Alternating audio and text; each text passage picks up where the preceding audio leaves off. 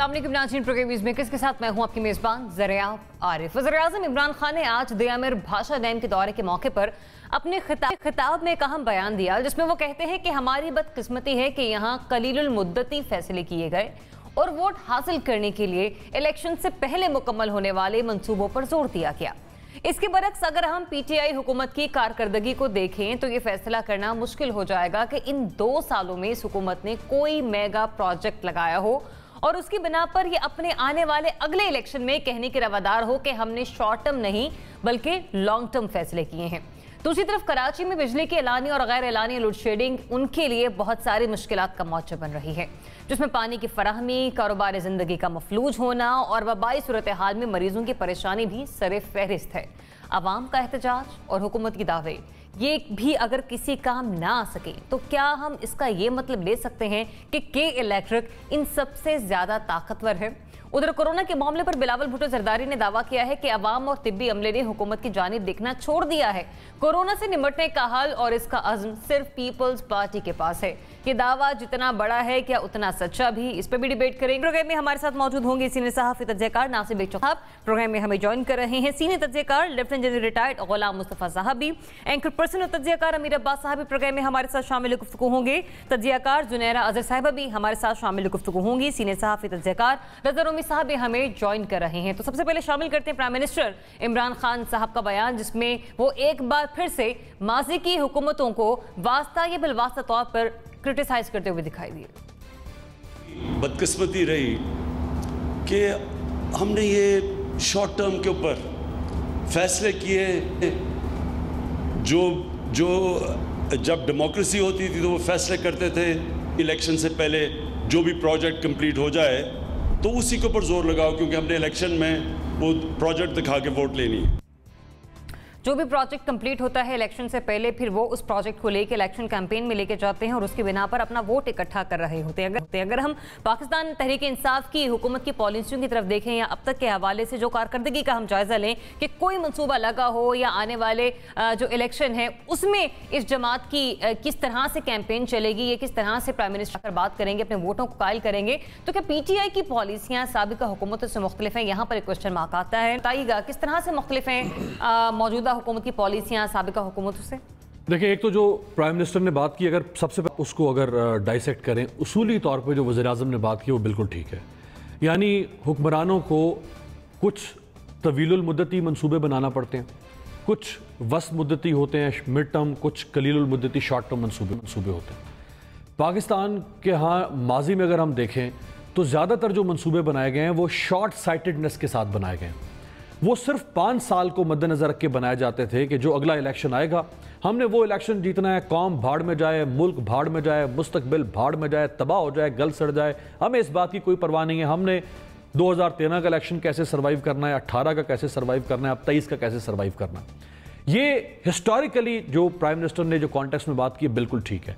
ये जिस भाषा डैम की तकरीब के लिए आज वज़ीर-ए-आज़म गए थे, फ़र्ज़ कर लें कि अगर ये भाषा डैम परवेज़ मुशर्रफ साहब ने शुरू कर दिया होता 2001 में, तो आज ज़रियाब इसकी तकमील को भी 12 साल हो चुके होते, लेकिन नहीं किया, क्योंकि परवेज़ मुशर्रफ भी शॉर्ट टर्म और शॉर्ट साइटेडनेस का मुजाहरा कर रहे थे। फ़र्ज़ कर लें अगर 2008 में पीपल्स पार्टी ने शुरू कर दिया होता तो आज इसकी तकमील को 2 से 2.5 साल हो चुके होते, लेकिन उन्होंने भी नहीं किया। कछुए की रफ्तार से ये काम चलते रहे। होना यह चाहिए था कि जो इस किस्म के आपकी कौमी सलामती के, आपकी मुल्क की मुआशी सलामती के जो मंसूबे थे, क्योंकि आपके यहाँ जो बिजली का बहरान रहा है, एक तो बहरान था, दूसरा एक्सपेंसिव बिजली थी। एक्सपेंसिव बिजली से आपकी कॉस्ट ऑफ प्रोडक्शन बढ़ रही थी, जो आपकी रनिंग कॉस्ट थी एक आम आदमी की लाइफ की, वो बढ़ रही थी। आपको इस किस्म के मंसूबे लगाने थे, लेकिन पिछले 50 सालों में हम देखते हैं कि कोई भी एक पाकिस्तान में बड़ा डैम जो है वो नहीं बन सका। बड़ा डैम तो छोड़ दें, कोई और एक मिड साइज डैम भी शायद पाकिस्तान में नहीं बन सका पिछले 50 सालों में। तो ये बात तो बिल्कुल ठीक वज़ीर-ए-आज़म ने की। अब अगर आप इस सवाल की बात करें कि क्या इन्होंने अब तक कोई अच्छा मंसूबा लगाया कि नहीं लगाया, तो उस पर जारी बात है, बात हो सकती है कि कोई खातिर ख्वाह काम इन्होंने भी ऐसा नहीं किया। हाँ, ये जरूर है कि इसको एक्सपर्डाइट कर रहे हैं, लेकिन इसको भी एक्सपर्डाइट करते हुए इन्होंने टाइम लगा दिया ज्यादा। होना यह चाहिए था कि ये हुकूमत बनाता ही अगले 4-6 माह के अंदर जो तकरीब इन्होंने आज की इसको और पहले लेके जाते, ताकि इसका कम से कम 65-70% काम इन्हीं के 5 साल दौरे हुकूमत में हो चुका होता, तो ये फिर क्रेडिट ले सकते थे अच्छे तरीके से। मैं नहीं समझता कि शायद इन्होंने को इसके अलावा को बहुत ऐसे मेगा प्रोजेक्ट्स जिसमें ये हम कहें लॉन्ग साइटेडनेस या फार साइटेडनेस का जो मुजाहरा लीडरशिप के अंदर होता है वो अभी तक नजर नहीं आया। लेकिन फिर भी हम ये कह सकते हैं कि पॉलिसी जो है पीटीआई की वो माजी की हुकूमतों से मुख्तलिफ है। जैसे कि अभी हमने बात की कि शॉर्ट टर्म उनके होते थे प्लान्स, और ये जो है वो आगे लॉन्ग टर्म प्लानिंग की बात कर रहे हैं। देखिए, कुछ जगहों पे हमें जरूर नजर आता है कि वो मुख्तलिफ है, लेकिन ज्यादातर मुझे ये रिवायती सोची नजर आ रही है अभी तक। ठीक, नासिर चुगताई साहब। जी मैं ये अर्ज कर रहा था कि बिल्कुल अमीर अब्बास ने बिल्कुल सही तजिया किया है। पहले तो ये कि जो प्रोजेक्ट शुरू किए और लेट शुरू किए गए, और जो प्रोजेक्ट नवाज शरीफ ने शुरू किए थे वो उन्होंने मुकम्मल किए, तख्तियाँ लगा दी हैं अपनी। अभी जो प्रोजेक्ट शुरू करेंगे वो कोई और मुकम्मल करेगा, वो अपनी तख्ती लगा देगा। तो 4-5 तख्तियाँ वहाँ लगी। अब किसी जगह जाएँ, अगर आप किसी प्रोजेक्ट पर भाषा चले जाएँ तो वहाँ पर बहुत सी तख्तियाँ मिलेंगी आपको, नवाज शरीफ की, एक आज़ादारी की छोटी सी लगी हुई होगी, वगैरह वगैरह। CPK में सूरत हाल यही है। तो इलेक्शन से पहले मेरा अपना ख्याल ये है कि बड़े प्रोजेक्ट ग्राउंड पर नहीं आ पाएंगे। भाषा तो खैर आ ही नहीं पाएगा, ये तो अभी बहुत लंबी है। मेरा ख्याल है 8 साल जनरेशन जो है, हेलो जी 8 साल लगेंगे सर तकरीबन। हाँ 8 साल लगेंगे। तो नेक्स्ट जनरेशन जो है कुछ लोगों की, वो उसको देखेगी। तरबेला को हम लोगों ने देखा था, मंगला को हम लोगों ने देखा था, क्या खूबसूरती से बना था वो। तो मेरा ख्याल है कि इसमें खूबसूरती नहीं है। जितने प्रोजेक्ट्स आ रहे हैं या जो आप ख्यालों में, जो ख्वाबों में हैं, जो अभी तक कागज़ पे भी नहीं आए, जो अभी तक अमल पे नहीं आए, तो बहुत लेट है। बड़ी ये बेसिक जो डिमांड्स हैं हमारी, मतलब आज हमारा KE का जो CEO है वो कह रहा है कि जी कोई मसला नहीं है लोड शेडिंग का, ये जब मौसम सही होगा ना तो सही हो जाएगी। अल्लाह का खौफ करें यार, क्या कहना चाह रहे हैं आप, किस तरह कहना चाह रहे हैं कि मौसम सही होगा तो लोड शेडिंग सही हो जाएगी। रिजर्व कमेंट्स मुझे अगला इसी पे ही डिबेट करनी है, हम उस पर बात करते हैं। आप इस पर अपने एनालिसिस मुझे काइंडली कमेंट के साथ कंप्लीट कर दीजिए। तो मेरा ख्याल ये कि बहुत जोर देंगे, बहुत कोशिश करेंगे, पैसे भी कहीं से ले आएंगे, लेकिन ये मुकम्मल नहीं हो पाएंगे। और शायद PTI की जो तब्दीली का नारा है वो मुकम्मल नहीं हो पाएगा। तो ये पॉलिसी फिर मुख्तलिफ हुई साबका हुकूमतों से? नहीं, मुख्तलिफ तो नहीं हुई। ठीक है जनरल साहब, वो भी हाँ इंतखाबात से पहले काम करती थी। सही।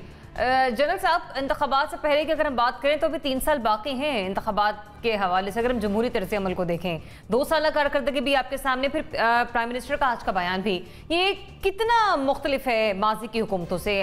प्राइम मिनिस्टर साहब की पॉलिसी, उनकी जमात की पॉलिसी।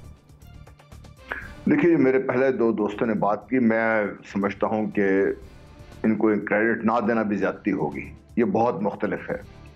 ये प्राइम मिनिस्टर का ये बयान बिल्कुल सही है, और मैं आपको कोट करता हूँ, एक बहुत मशहूर हमारे चीफ मिनिस्टर हैं जिनको कहा गया कि आप लाहौर से इतना काम कर रहे हैं तो इसका जो सिविल सिस्टम है खुदा के लिए इसको ठीक कर दीजिए। तो उनका जवाब ये था कि मैं इन्हें सारे पैसे थले डोब दें, देखना किन्ने हैं। ये सोच थी हमारी।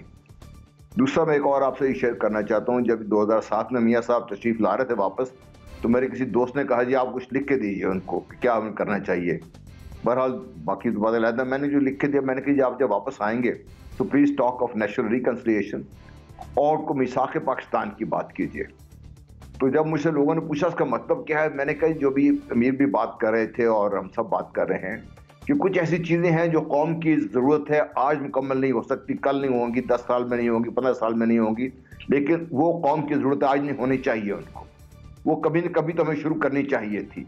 फॉर एग्जाम्पल ये डैम्स की बात है, हमने बहुत सारा टाइम ज़ाया कर दिया, इसमें हम सब इसमें कसूरवार हैं, चाहे वो परवेज़ मुशर्रफ हों, चाहे नवाज शरीफ साहब हों, चाहे जरदारी साहब हों, चाहे सब। लेकिन अब अगर ये काम शुरू हो गया है, और ये मैं ज़ाती तौर पे आपको बता रहा हूँ इसलिए कि जल मुजम्मिल जो चेयरमैन वापडा हैं वो मेरे शागिर्द हैं और मुझे रेगुलरली ब्रीफ करते रहते हैं। मोहम्मद डैम पे जो हमारे सिर्फ जो अदालती मामला थे उसके अंदर ज़्यादा थे कि उनके इतना अर्सा लग गया सिर्फ उनसे बाहर निकलने में, अल्लाह ने किया वो काम शुरू हो गया है और मोहम्मद डैम पे बड़ी स्पीड से काम जारी है। इसी तरीके से आप ये जो बादशाह डैम की बात कर रहे हैं कि देर से शुरू हुआ, ये मैं ज़ाहिर तौर पर जानता हूँ कि हमारे जो मसाइल थे इसको शुरू करने में वो इस कदर ज़्यादा थे कि उनको ओवरकम करना ही बज़ात खुद अगर वो एक दफ़ा लिस्ट करके दे दें तो बहुत हमारे लिए पोशतबा किस्म की दास्तानें होगी। दूसरा एक जो हमारा बहुत बड़ा इशू ये है कि कोई भी प्रोजेक्ट जो हम लगाते हैं, अभी नीलम झेलम का आप ले लीजिए, झेलम मुशर्रफ के वक्त में शुरू हुआ था और इसको 2015 में कंप्लीट हो खत्म हो जाना चाहिए था।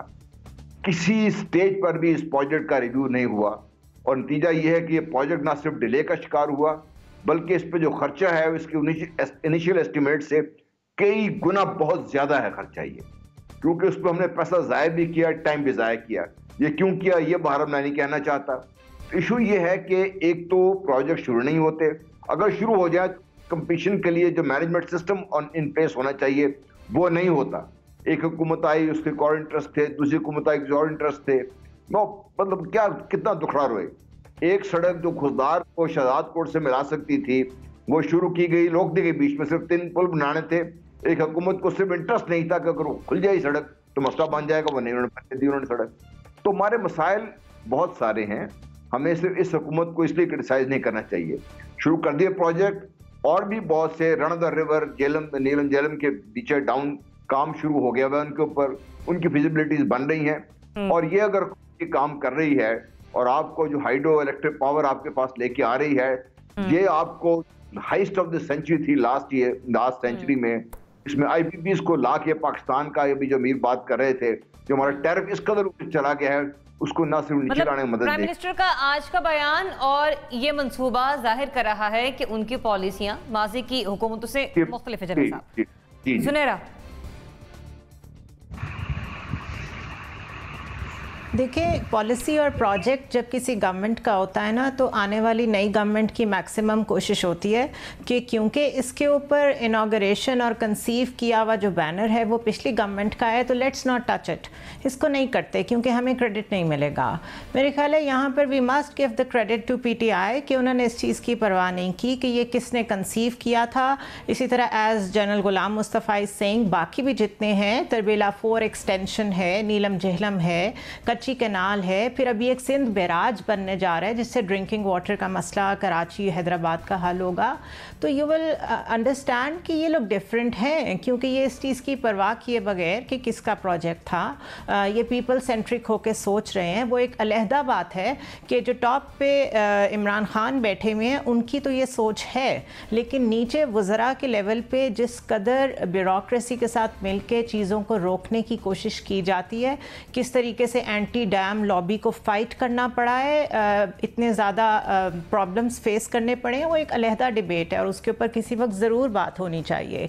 अब वाटर सिक्योरिटी ही एक मुल्क के पास ना हो, हमारे पास 30 डेज़ की स्टोरेज है, उसको आप कंपेयर कर लें, पानी आता कितना है और हम उसे सिर्फ 30 डेज़ के लिए स्टोर करते हैं, ये आपकी कैपेसिटी बढ़ के 48 डेज़ हो जाएगी। चाहे हमारी जनरेशन देखे, चाहे हमसे अगली देखे, बहरहाल it's a contribution and we must give the credit where it's due. बाकी मैं ये ऐड करती चलूँ कि सियासी जमातों की सोच में बहुत फ़र्क होता है। I am witness to a situation जिसमें मियाँ नवाज शरीफ बैठे हुए कुछ प्रोजेक्ट्स की बात कर रहे थे और जब उन्होंने एक डिपार्टमेंट के हेड से उनको हायर करते हुए बात की तो उन्होंने कहा, देखें 2018 का इलेक्शन तो मैं जीता हुआ हूँ, मुझे पता है मैंने कौन कौन से प्रोजेक्ट्स को ऑप्टिक्स के लिए पेश करना है, आप मुझे 2023 के लिए कुछ प्लान करके दें। तो इससे आप अंदाज़ा कर सकते हैं कि वोट सेंट्रिक अप्रोच होती है, पीपल सेंट्रिक नहीं होती। तो मेरे ख्याल में तो डिफरेंट है ये गवर्नमेंट और इनको क्रेडिट देना चाहिए।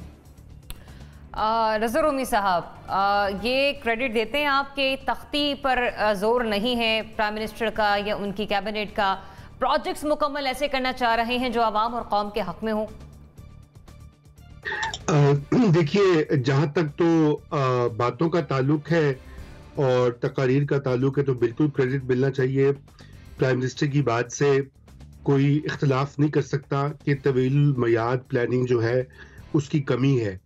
हमारी सारी गवर्नमेंट जो होती हैं वो 2-3 साल का होराइजन देखती हैं कि यहाँ वोट मिलने हैं, यहाँ लेजिटिमेसी चाहिए।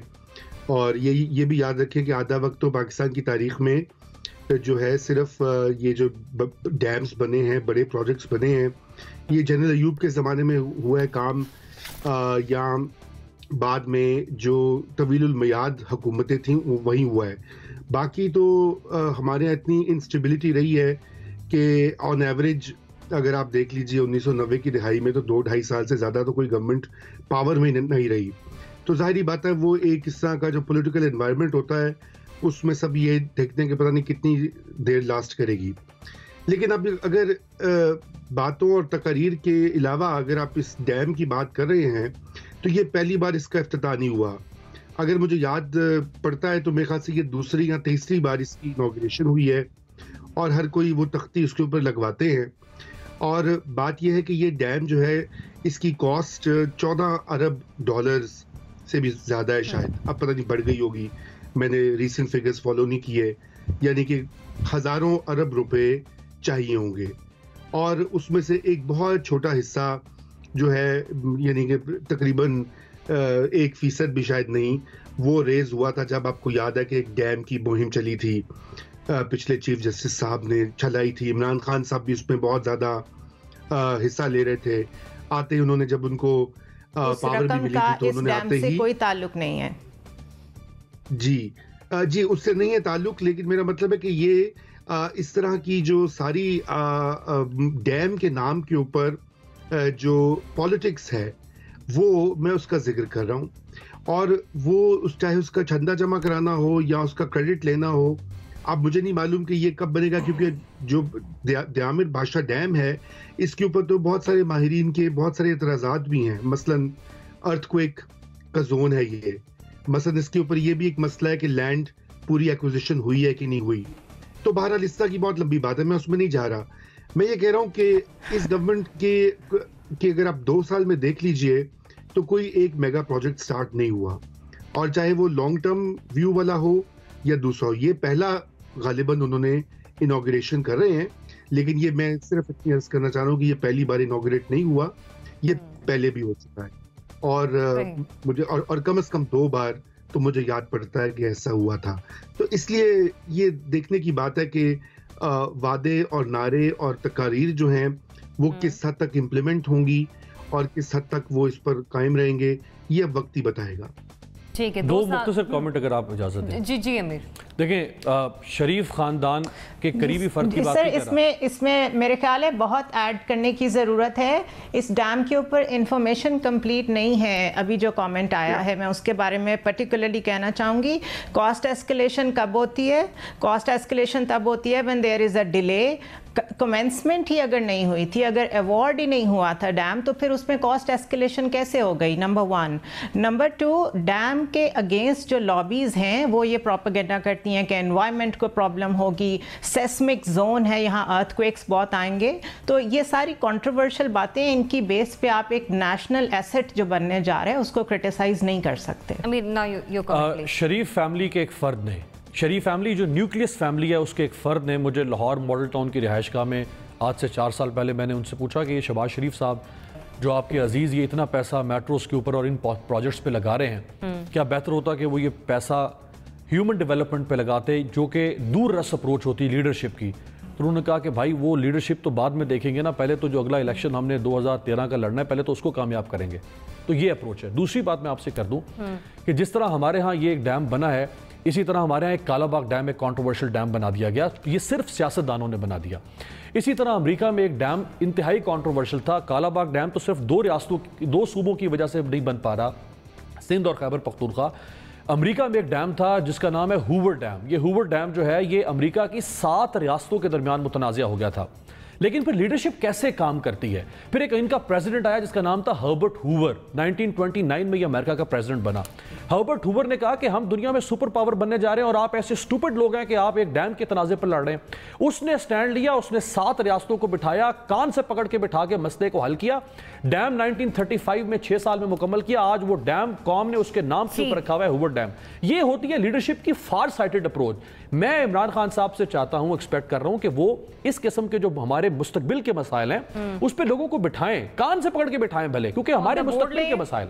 ठीक, NBC quickly add your comment please, फिर मुझे नेक्स्ट सेगमेंट की तरफ बढ़ना है। कालाबाग के बारे में जो बात की है अमीर ने, मैं उसमें कहना चाहूँगा कालाबाग पर बहुत शिद्दत के साथ अटेम्प्ट किया गया कि कौमी इत्तफाक राय लिए जाए। जनरल मुशर्रफ के साथ था, मैं उस वक्त जब वो हैदराबाद गए थे, तो वहाँ उन्होंने सिंधी कौम परस्तों से बात की थी, 6 घंटे बात चली है। उसके बाद बलूचिस्तान गए, वो वहाँ उन्होंने बात की। तो जब कौमी इत्तेफाक राय नहीं हो पाया तो वो डैम नहीं बन पाया और मेरा ख्याल है बेहतर ही हुआ। लेकिन उसके ऑल्टरनेट जो थे हमने फ़ौरन शुरू नहीं किए। हम सोचते रहे, अभी भी बात हो रही है सेस्मिक सर्वे अर्थक्वेक जोन में आता है, मशकूक है। देखिए कंफर्म कर लें कि मशकूक है नहीं है, क्योंकि अगर डैम में ज़लज़ला आ गया 7.5 तो कहाँ जाएंगे आप। दूसरी बात कि मेरा ख्याल जो है, आपका सवाल जो है बिल्कुल दुरुस्त है, मेरा जवाब और अमीर का बिल्कुल दुरुस्त है, क्योंकि मेरा ख्याल है BRT भी इंतखाबात के लिए रखा गया है कि वो कंप्लीट हो जाए तो हम वोट लेंगे उसके। और कराची की ग्रिड लाइन कल भी बंगश साहब ने कहा है कि अगले 2-3 रिएक्शन करेंगे। जी जनरल साहब, ऐड योर कमेंट। जी, जहाँ तक सिस्मिक सर्वे वगैरह का ताल्लुक है, मैं आपको ये बता देता हूँ कि कोई इस किस्म का प्रोजेक्ट पाकिस्तान में शुरू नहीं हो सकता जब तक इसकी एक नहीं तो 3 या 4 फर्म से स्टडी ना करवा ली जाए। इसकी बाकायदा स्टडी हो चुकी हुई है और इसको जो प्लान किया जा रहा है वो मैक्सिमम सिस्मिक सर्वे का जो इनका इफेक्ट होता है वो उस पर प्लान किया जा रहा है इस डैम को। वो इसलिए कि यहाँ पे सिस्मिक डेफिनेटली इसका सिस्मिक जोन है पाकिस्तान, और बदकिस्मती ये है कि पूरा पाकिस्तान ही सिस्मिक हाई सिस्मिक जोन में वाक़ है। बाकी बात कर लेंगे। चलें, पॉइंट्स आप सबके आगे अपने नज़रियात के साथ, लेकिन बात फिर पर आगे कि मेजॉरिटी का आंसर यही है कि मुख्तलिफ इस हद तक हम नहीं कह सकते, क्योंकि 2 साल के अंदर अंदर ये एक हम प्रोजेक्ट देख रहे हैं कि जिस पर जाके इनाग्रेशन पाकिस्तान तहरीक इंसाफ के हवाले से की जा रही है। आने वाले 3 साल, रजा साहब कुछ कहना चाह रहे हैं? रजा साहब ऐड योर कमेंट, फिर मुझे ब्रेक पर बढ़ना है, फिर मुझे क्विकली जाना है। देखिए ये अभी कमेंट आया कि ये एंटी डैम लॉबीज जो हैं वगैरह वगैरह। देखिए एंटी डैम लॉबीज बिल्कुल है, काला बाग डैम के ऊपर मुकम्मल सियासत है और हमें पता है कि उस पर इख्तलाफ राय है सियासी पार्टियों में, लेकिन जहाँ तक इसकी ताल्लुक है इसके ऊपर बहुत कुछ छप चुका है। और मुझे अगर याद पड़ता है तो एक डॉन अखबार ने पिछले साल एक बहुत डिटेल्ड रिपोर्ट की थी जिसमें उन्होंने एक साहब है मार्टिन वायलेंट जो चेयरमैन है कमेटी ऑन सेस्मिक जो होते हैं एस्पेक्ट्स डैम के और international commission of large dams के, उनकी बात की थी। और एक पाकिस्तानी इंजीनियर हैं उनका जिक्र किया था जो कि इस एरिया में आज़ाद जम्मू और कश्मीर में और गिलगित बल्तिस्तान में काम कर चुके हैं। और ये उनकी राय थी और ये मेरी राय नहीं है, ना ही किसी लॉबी की प्रोपेगेंडे की राय है। और उन्होंने कहा था कि ये इसकी जो फिजिबिलिटी थी वो जो पहले उसको अपडेट करने की ज़रूरत है।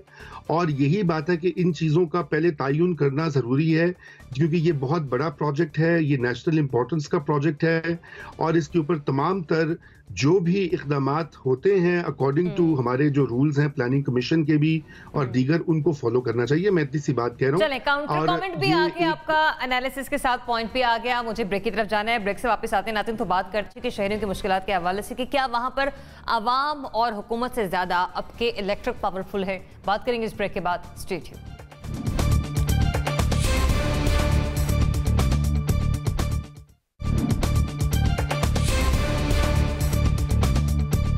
Welcome back. नाज़रीन, कराची में शहरी तहाल एलानी और गैर एलानी लोड शेडिंग से परेशान है और ऐसे में अगर हम देखें तो के इलेक्ट्रिक की तरफ से बिजली की फराहमी के वादों और एहतजाज के बावजूद रोशनियों का शहर अंधेरों में डूब रहा है। और इस सिलसिले में जहां तलब और रसद का फर्क 300 मेगावाट तक बताया जा रहा है, वहां पर एलानिया और गैर एलानी लोड शेडिंग के बायस अवाम शदीद अजियत से दो चार हैं। लेकिन अगर हम बात करें अवाम के एहतजाज की, हुकूमती रहनुमाओं की, तो इसके बावजूद क्या के इलेक्ट्रिक बहुत ज़्यादा पावरफुल है, अवाम से ज़्यादा ताकतवर है। नासिर बिन चुगताई साहब, तकरीबन 5-6 दिन हो गए हैं, परेशानियां लोगों की ख़त्म होने का नाम भी नहीं ले रही। जैसे कि मैंने पहले भी कहा था कि मरीज़ अलग परेशान है, कारोबारी ज़िंदगी अलग मफलूज है, बहुत सारे मसाइल इस लोड शेडिंग से जन्म ले रहे हैं। क्या के इलेक्ट्रिक बहुत ज़्यादा पावरफुल है वहाँ पर? मैंने तो आपसे पहले ही अर्ज़ किया था कि ये लोड शेडिंग या शटडाउन या मुनाफे का लालच किसी को नहीं मारेगा, करोड़ों के मरीजों को मारेगा। जो छोटी छोटी बस्तियों में, छोटे छोटे कब्रों में जहाँ लाइट भी नहीं है, वहाँ पर वो घरों पर अपने खैर उनकी मर्जी के मारने जाते हैं। मैंने पहले भी अर्ज़ किया आपसे, दूसरी बार कह रहा हूँ कि ये ईस्ट इंडिया कंपनी जिसने हिंदुस्तान में सूरत में लैंड किया था और यहाँ पर कराची में लैंड किया है के इलेक्ट्रिक के नाम पर। यार कल हम बात कर रहे थे कि मुआहदा क्या होता है। मुआहदा ये होता है कि दो तरफा होता है मुआहदा हमेशा, कि अगर तुमने ये शराइत पूरी नहीं की तो मुआहदा ख़त्म। और दोनों सॉवरेन कंट्रीज़ में यही मुआहदे होते हैं। मुल्क को बेचा नहीं जाता, शहरों को बेचा नहीं जाता। ये शहर को नहीं बेच सकते आप, ना बेचा गया है। वो तो अब उमर असद भी कह गए हमसे कि कराची बेचा नहीं गया, के इलेक्ट्रिक बेची है। तो जब के इलेक्ट्रिक बेची है आपने तो वापस ले लें आप यार। ख़रीदार ने आपसे सौदा पूरा नहीं किया, आपके वादे पूरे नहीं किए। कल से आज तक तकरीबन हर इलाके में 4 से 12 घंटे की लोड शेडिंग हुई है। और आज वो सब बैठे थे, मोनी साहब वो प्रेस कॉन्फ्रेंस कर रहे थे, उनके तो चलेगी। ये तो तकरीबन 3 साल और लगेंगे इसको पूरा करने में। आप ज़रा बेहिसी देखिए आप। मुझे हैरत है कि वो उस प्रेस कॉन्फ्रेंस में झगड़ा नहीं हो गया, वरना हमारे कराची वाले साफ़ी बहुत तगड़े हैं। ऐसा नहीं है कि छोड़ दें वो, कि वो करें 30 साल लगेंगे यहाँ पर ठीक होने में, ये लगना है वो लगना है, हमें प्लांट लगाने नहीं दिए गए। सब झूठ है यार। इन्होंने प्लांट लगाने की कोशिश ही नहीं की, अटैम्प्ट ही नहीं की इन्होंने। ये तो पूरी हिस्ट्री हमारे सामने है ना, KSC से लेकर अब तक की पूरी हिस्ट्री। इससे बेहतर KSC वाले थे, उनको बुरा कहते थे हम, उससे बेहतर वो थे कि एक फ़ोन पर गालियाँ खा के आ जाया करते थे वो, और काम वाम करके इवन सिस्टम चेंज कर दिया करते थे। यहाँ तो ये होता है कि आप ट्वीट करते रहें, आप फ़ोन करते रहें, आप कॉल्स करते रहें, जवाब आता है हमारी टीम्स निकली हुई हैं। पता नहीं टीम्स कहाँ चली जाती हैं, सीव्यू चली जाती हैं कटाकट खाने के लिए, या कहीं और चली जाती हैं। हमारी तरफ तो इस इलाके में जो हमारे गरीब इलाके हैं वहाँ तो बहुत ही बुरा हाल है। और सूरत इस वक्त ये है कि कराची हॉस्टेज है, हुकूमत से ज़्यादा रिट कई की है बिजली के मामले में। हुकूमत बेबस है। हुकूमत जो कह गई थी, जो वार्निंग दे गई थी, हुकूमत की बेबसी। मेरे सवाल का जवाब कि फिर इलेक्ट्रिक ज्यादा पावरफुल हुआ, ज्यादा पावरफुल हुआ। कल जो मीटिंग होनी है देखते हैं उसमें क्या होता है। अमीर देखिए, कई ऐसी तो जो 10-12 साल से हम जब भी सुनते हैं, ये एक जोक है कराची के शहरियों के साथ, एक तमाशा है। बड़े सोफिस्टिकेटेड अल्फाज में चुगताई साहब ने बात की है। ये तो मुंह चढ़ा रहे हैं निज़ाम का भी और अवाम का भी और हुकूमत का भी। ये दावा ये करते हैं कि जी हमारे पास जनरेशन यूनिट्स भी हैं अपने, हम 2267 मेगावाट हमारे पास इंस्टॉल्ड कैपेसिटी है। ये इनका अपना दावा है KESC का। फिर इनका ये भी दावा है कि हम 1360 मेगावाट के हमने अरेंजमेंट्स कर रखे हैं दूसरे पावर प्रोड्यूसर्स के साथ, जिसमें से 800 मेगावाट नेशनल ग्रिड की बिजली भी है। यानी 2267 मेगावाट ये खुद पैदा कर रहे हैं बकौल इनके, जो इनके पास इंस्टॉल्ड कैपेसिटी है। 1360 ये और ले सकते हैं अगर इनको ज़रूरत पड़े। को 1250 किलोमीटर से ज़ायद की इनकी ट्रांसमिशन लाइंस हैं, 64 इनके पास ग्रिड स्टेशंस हैं। इतना बड़ा इनके पास इंफ्रास्ट्रक्चर है। लेकिन हर साल गर्मियों के अंदर आप यही 2-3 महीने हर रोज़ आप KESC के ऊपर ही कोस रहे होते हैं कि ये क्या हो रहा है। आप कराची के अंदर जो ट्रांसमिशन का नेटवर्क देख लें, जगह जगह पे आपको तारों के गुंजल नजर आएंगे। अब दुनिया में बहुत स्मार्ट ग्रिड स्टेशन आ चुके हुए हैं, आपको महसूस भी नहीं होता कि आपके आसपास की कोई ग्रिड स्टेशन लगा हुआ है। अब अंडरग्राउंड बिजली की तारें जो हैं उनके ज़रिए से बिजली की रसद हो रही है। आप कराची में जाकर तो देखें, आपको आसमान नज़र नहीं आता। ये हालत हो चुकी है कराची की। मुझे तो लगता है कि ये अवाम से भी ताकतवर है, ये हुकूमत से भी ताकतवर, बल्कि दोनों हुकूमतों से ताकतवर। ये सिंध हुकूमत भी इनके सामने बेबस है और मरकजी हुकूमत भी बेबस है। कम से कम हुकूमत को चाहिए कि वो फैक्ट्स तो सामने लाएं कि जो ये दावे करते हैं कि हमारे पास इतना, हम इतनी प्रोड्यूस कर रहे हैं, ये हमारी ट्रांसमिशन लाइंस हैं, इतनी हमारी टीम्स हैं, वो कहाँ हैं, वो क्या काम कर रहे हैं। हर साल तो 6 महीने इनका जनाजा निकलता है, इनकी कारकर्दगी का, गर्मियों का मौसम शुरू होता है। फिर जो लोग मरते हैं वहां पे हर साल आप इस दफा देख लेंगे कोई दर्जन भर लोग तो बेचारे इस दफा जो है वो करंट लगने के वाकयात अलग होते हैं। बिल्कुल तो कोई अजीब एक इनसेंसिटिव किस्म का रवैया मुझे नजर आता है इनका। तो है ही, क्योंकि ये तो देखे ना मनी मिंटिंग मशीन है, तो पैसा बना रहे हैं, पैसा लगाते नहीं है। हमेशा आप पैसा लगाते हैं, इन्वेस्ट करते हैं, इंफ्रास्ट्रक्चर डेवलप करते हैं, फिर आप अर्न करते हैं। ये तो सिर्फ पैसा निचोड़ रहे हैं। लेकिन हुकूमत का काम है ना, हुकूमत के रेगुलेटर्स कहाँ पे गए हैं? लोगों ने हुकूमत को मुंतखब किया हुआ है, लोगों ने KESC को तो मुंतखब नहीं किया ना। लोग तो हुकूमत से पूछेंगे कि भाई इस किस्म के जो आपने हमारे ऊपर जौंके बैठा रखी है, जो हमारा खून चूस रही है। जनरल साहब, हर बार यही रोना है, हर साल का यही रोना है, फिर इख्तिदार में बैठी हुई कोई भी जमात क्यों ना हो, ज्यादा स्ट्रांग है कि इलेक्ट्रिक इन सब से? जी, के इलेक्ट्रिक इन सब से बहुत ज्यादा स्ट्रांग है। मैं थोड़ा सा पीछे ले चलूंगा आपको। जनरल मुशर्रफ के दौर में बहुत शोर मचाया गया, तो उन्होंने IPPs का मसला उठाया और उस पर उनको उस वक्त के अमेरिकन सदर का ज़ाती खत आया बिल क्लिंटन साहब का कि आप इनको छेड़ नहीं सकते, हाथ नहीं लगा सकते। कुछ हमारे मुआहदात ऐसे हैं जो इतने मजबूत हैं, मुआहदात जिन्होंने पाकिस्तान को बांध रखा है और पाकिस्तान को हमने गिरवी रख दिया हुआ है। ये हुकूमत मुआहदात सामने इसलिए लेकर नहीं आती कि इसमें बहुत सारे ऐसे लोग हम लोग इन्वॉल्व हैं जो सामने आने पर उनको शायद लान तान होगी। इससे ज़्यादा बहरहाल पाकिस्तान में होना कुछ नहीं है, ना ही होगा अगर मुआहदात सामने लेके भी आ भी जाए। तो मैं सिर्फ आपसे अर्जी कर रहा था कि कई बहुत ज़्यादा स्ट्रॉन्ग है। अब ये 2 महीना में सब शोर मचा रहे हैं मिलके, मीडिया भी लगा हुआ है, लोग भी बिलबिला रहे हैं, कुछ बेचारे जिनके वक्त आए हुए अब अल्लाह को प्यारे हो जाएंगे अगर ये मामला यूं ही चलते रहेंगे। देखिए पाकिस्तान का एज ए होल जो डिस्ट्रीब्यूशन नेटवर्क है ये मेरी उम्र से भी ज़्यादा पुराना हो गया है और इनके अभी जो बहुत ज़्यादा ज़ईफ भी बहुत ज़्यादा है।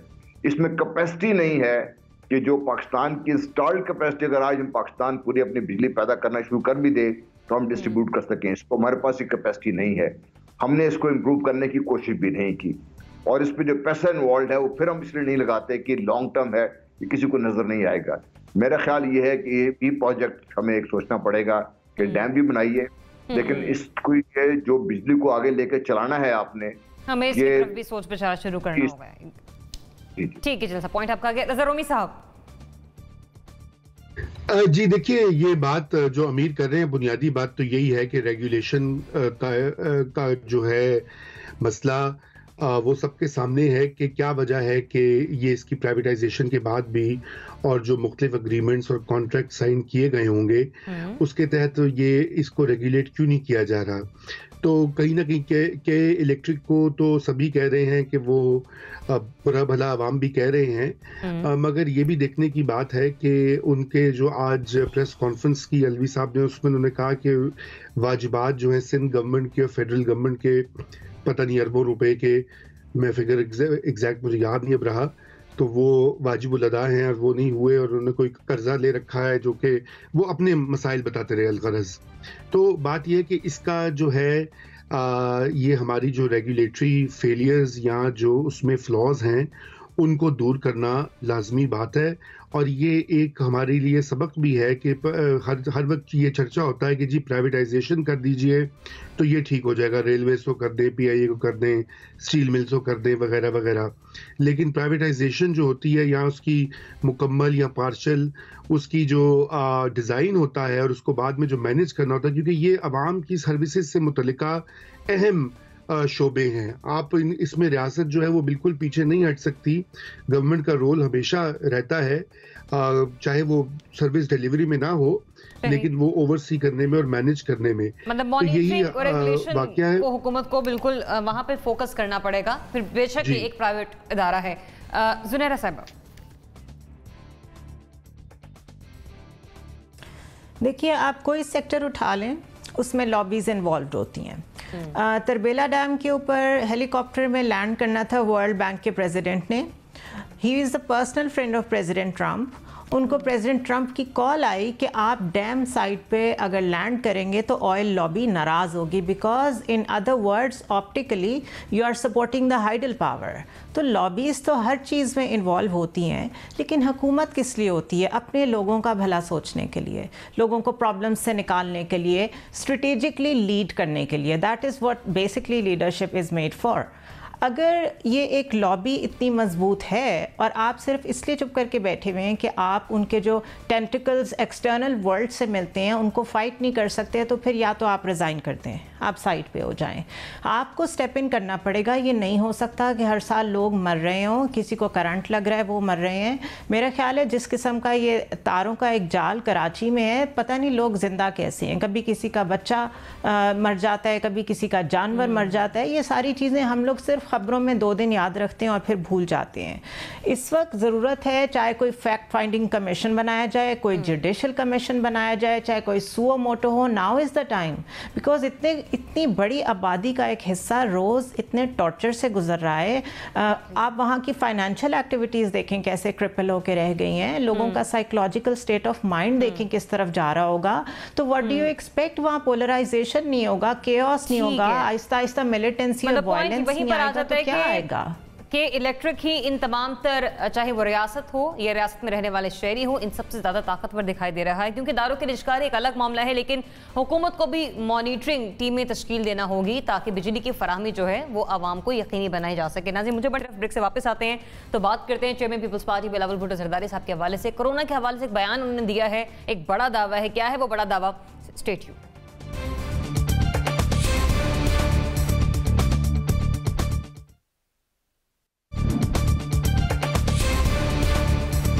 Welcome back. नाज़रीन, बिलावल भुट्टो ज़रदारी साहब ने कोरोना को कंट्रोल करने के हवाले से एक बड़ा दावा किया है आज। वो कह रहे हैं कि इसको कंट्रोल करने का हल और इसका अज़्म सिर्फ पाकिस्तान पीपल्स पार्टी के पास है। मोहल्लिक वबा के दौरान तिब्बी अमले और अवाम ने हुकूमत की जानिब देखना छोड़ दिया है। अब उनका ये दावा कितना सच्चा है, वो कितना दुरुस्त कह रहे हैं, इस पर नासिर चौथाई साहब मैं आपके एनालिसिस लेना चाहूँगी। बताइएगा, बिलावल साहब ने जो दावा किया, जिस अज़्म का इजहार उन्होंने किया, वो सच्चा है, दुरुस्त है? कई के बारे में मैं एक लफ्ज़ कहूँगा, सिर्फ दो अल्फाज, क्योंकि जनरल साहब ने एक चैप्टर खोला है, एक जनरल ने चैप्टर खोला है कि ख़त आया और जनरल साहब ने कहा कि वार्निंग आई। कराची में जब ये केई पे दस्तखत हुए गवर्नर हाउस में तो एक जश्न का माहौल था, गुडी गुडी बहुत था। रिचर्ड हालब्रुक क्लब को इशारा भी किया था कि इंटरनेशनल माफिया है। रिचर्ड हालब्रुक वहाँ मौजूद थे और उन्होंने ये कहा था कि ना इसे कोई छेड़ सकता है, ना कोई इसको चोरी कर सकता है, ना इस पर कोई पाबंदी लगा सकता है, कोई इसको हाथ लगा के देखे। ये जुमला है, बाकी आपके हवाले। अब अगर बिलावल साहब कोई दावा कर रहे हैं कि उनके पास ये हल है, तो ये हल इम्प्लीमेंट कर देते, उनको ये हल इम्प्लीमेंट कर देना चाहिए था, कोई इनको रोक नहीं सकता था। अगर सुप्रीम कोर्ट के 2 पैराग्राफ मौजूद हैं कि वफाकी हुकूमत के पॉलिसी पर अमल करें, तो भी आप कोर्ट जा सकते थे कि ये दोनों जो पैराग्राफ हैं हमें हर्ट कर रहे हैं, हमें परेशान कर रहे हैं। कोर्ट ने अपने पहले फैसले वापस लिए ना, दुकानों को अनसील करने के, कारोबार को खोलने के वापस लिए, ये भी वापस ले ली थी कोर्ट। तो अगर बिलावल के पास कोई था प्रोजेक्ट तो इम्प्लीमेंट करते हो। चलें, अगर ने आपका जवाब दे दिया। ज़ुनैरा, आई थिंक ये तो बड़ी अच्छी न्यूज़ है। अगर बिलावल साहब के पास इतने बड़े मसले का फॉर श्योर सॉल्यूशन मौजूद है, तो फिर वो वेट किस बात का कर रहे हैं? नेशनल असेंबली में आए, प्रेजेंट कर दें कि देखें this is what we can do, और गवर्नमेंट हमारी सुन नहीं रही, तो वहीं पे सारा मसला हल हो जाएगा। गवर्नमेंट को सुनना पड़ेगा कि सोल्यूशन है, सिर्फ पॉलिटिकल रीजंस तो नहीं हो सकते उनकी बात ना सुनने के लिए। तो ये दावा जो है ये उनको साबित करना चाहिए, क्योंकि इसमें पब्लिक हेल्थ इन्वॉल्व है। उसको लेके जाएँ, कहीं प्रेजेंट करें, and let's get rid of this virus. ठीक, रज़ा रूमी साहब। देखिए, ये तो खालिस्तान सियासी बयान है।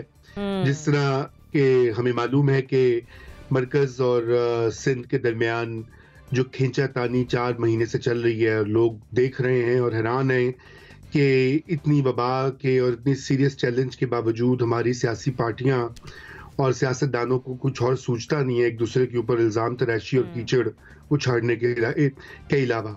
लेकिन ये बात सच है कि शुरू में जो अवाइल थे 1-2 महीना, उसमें सिंध की हुकूमत ने ज़्यादा जो है कि एनर्जेटिक रिस्पॉन्स दिखाया था।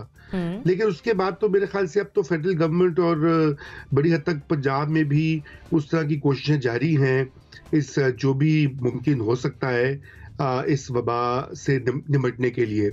ये अलबत्ता ज़रूर कहा जा सकता है कि जो बजट्स हैं हमारे प्रोविंशियल पंजाब के और फेडरल, उनमें उस तरह की कोविड-19 से मुकाबला करने की वसाइल नहीं दिखाई दी है। बहुत ही पहले की तरह, पिछले साल की तरह ही बाय एंड लार्ज उसमें कमिटमेंट आई है। शायद वहाँ पे गुंजाइश है but as per you said before कि ये एक पॉलिटिकल स्टेटमेंट है, नथिंग एल्स, इससे ज्यादा कुछ नहीं। अमीर जी, देखिए, अब तक बिलावल सिर्फ और सिर्फ लॉकडाउन की बात करते रहे, इसके अलावा बिलावल कोई मुतबादिल सोल्यूशन कोविड से निपटने का नहीं दे सके। इनकी सारी प्रेस कॉन्फ्रेंसेज आप पिछले 5 माह से उठा के देख लें, सिर्फ और सिर्फ इमरान खान की बैशिंग और लॉकडाउन, इसके अलावा कोई तीसरी बात इनके पास नहीं है। 2010 में इन्होंने पार्टी के मामलात के अंदर एक्टिव होना शुरू किया था। 2012 में मोहतरमा बेनज़ीर भुट्टो की 5वीं बरसी पर इनकी ऑफिशियली लॉन्च हो गया पीपल्स पार्टी के सरबराह के तौर पे। पिछले 8 साल से, मैं 2010 के 2 साल निकाल दूं, 2012 से लेके ये अब तक 8 साल में मुझे बता दें कि सिंध में हम जो हेल्थ मॉडल है, हम कहें ये बिलावल मॉडल है। हम कहें कि ये एजुकेशन मॉडल नहीं है, ये बिलावल मॉडल है। हम कहें ये गवर्नेंस मॉडल नहीं है, ये बिलावल मॉडल है। हम कहें ये पुलिसिंग का मॉडल नहीं, ये बिलावल मॉडल है। और आज बिलावल का सिंध है, यानी सिंध का बिलावल ब्रांडेड एजुकेशन मॉडल आज ऑक्सफोर्ड में पढ़ाया जा रहा होता, जहां से खुद पढ़ कर आए थे। आज सिंध का बिलावल ब्रांडेड हेल्थ मॉडल आज कहीं लंदन स्कूल ऑफ इकोनॉमिक्स में या हार्वर्ड में पढ़ाया जा रहा होता। आज बिलावल का सिंध का बिलावल ब्रांडेड गवर्नेंस मॉडल दुनिया के में कहीं और गवर्नेंस यूनिवर्सिटी में पढ़ाया जा रहा होता। कौन सा मॉडल है बिलावल भुट्टो जरदारी साहब आपका? किसी सेक्टर में कोई एक 15-20 इंपॉर्टेंट सेक्टर्स होते हैं, कोई एक सेक्टर बता दें जिसमें हम कहें कि ये बिलावल का ठप्पा है, ये बिलावल का मॉडल है। दुनिया सीखे आके सिंध में कि दुनिया में हुक्मरानी कैसे करनी, बिलावल से सीखे आके। कोई एक मॉडल तो बता दें। कख नहीं है। आ जाओ जी मैं कोविड हल करता हूं, भी कौन सा? अच्छा कोविड का भी हल तो बता दें आप हल बताते हैं, हम तालियां बजाते हैं कि भाई ये हल है। इमरान खान शर्म करो, तुमसे 35 साल छोटा लड़का है, उसके पास हल मौजूद है, तुम्हारे पास हल नहीं है। सिवाय बातें करने के सियासत के और पल्ले कुछ भी नहीं। मतलब खोखला बयान, इससे ज्यादा कुछ नहीं, अमल कुछ भी नहीं है। जनरल साहब देखिए, सारी बात तो हो चुकी। मैं इसका एक और तरीके से देखना चाहता हूँ। ये हमारे पास एक बहुत बड़ी अपॉर्चुनिटी थी और अब भी है। वो ये थी कि हमने पूरा जो हेल्थ सेक्टर है पाकिस्तान का, हम उसको बगौर मुतालिया करते कि कैसे इसको हम इम्प्रूव कर सकते हैं। कोविड से निपटना तो इमीडिएट रिक्वायरमेंट है, तो लॉन्ग टर्म में कैसे हो सकता है, वो हमारी कोशिश किसी जगह नहीं की गई। और इसलिए नहीं की गई कि हमने हेल्थ सेक्टर को अल्हम्दुलिल्लाह प्राइवेटाइज कर दिया हुआ है और ये सारा रिलीज आउट कर दिया हुआ है।